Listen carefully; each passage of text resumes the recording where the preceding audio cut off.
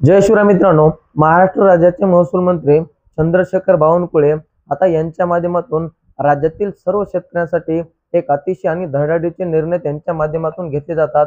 जे काही शासनाच्या माध्यमातून विविध शेतकऱ्यांसाठी योजना असतील, काही विविध कामे असतील, आपण जर पाहिलेच असेल सातबाराच्या निगडीमध्ये कोणाची सातबारा नावानं करणं, सातबारा दुरुस्त करणं, त्याच्यामध्ये नाव ॲड करणं, फेरफार करणं, त्याच्यानंतर हे काही विविध विविध जे काही कामे असतील तर ही कामे तलाठी कार्यालय यांच्या माध्यमातून होत असतात किंवा तहसील कार्यालय यांच्या माध्यमातून होत असतात।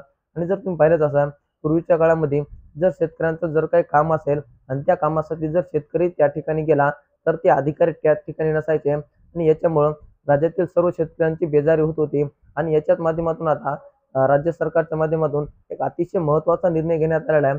तर तो निर्णय म्हणजे कोणता? तर मित्रांनो, आता या अधिकाऱ्यांची फेजद्वारे हजेरी घेण्यात येणार आहे। म्हणजे ज्या नियमित वेळेमध्ये त्या अधिकाऱ्याला नेमून दिलेली वेळ त्या वेळेमध्ये त्या अधिकाऱ्याला त्या ठिकाणी थांबणं गरजेचं आहे, अन्यथा त्यांच्यावर शासनाच्या माध्यमातून योग्य ती कारवाई केली जाणार आहे।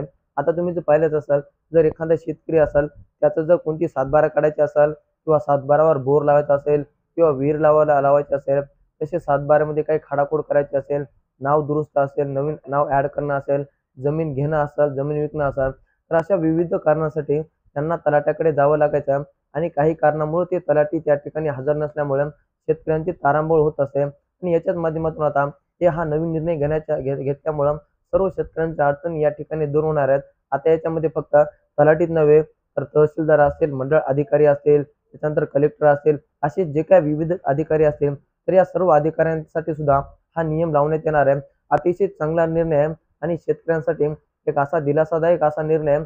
तर मित्रांनो, हे होतं महत्त्वपूर्ण अपडेट जे की नवीन राज्य शासनाच्या माध्यमातून घेण्यात आलेलं होतं। हे आपण या व्हिडिओच्या माध्यमातून जाणून घेण्याचे प्रयत्न केले। हे अपडेट तुम्हाला कसं वाटलं आणि तुम्ही आमच्या चॅनलवर नवीन असाल तर चॅनलला एकदा नक्की सबस्क्राईब करून ठेवा। चला तर मित्रांनो, भेटत राहू नवीन माहितीसह नवीन व्हिडिओसह। धन्यवाद।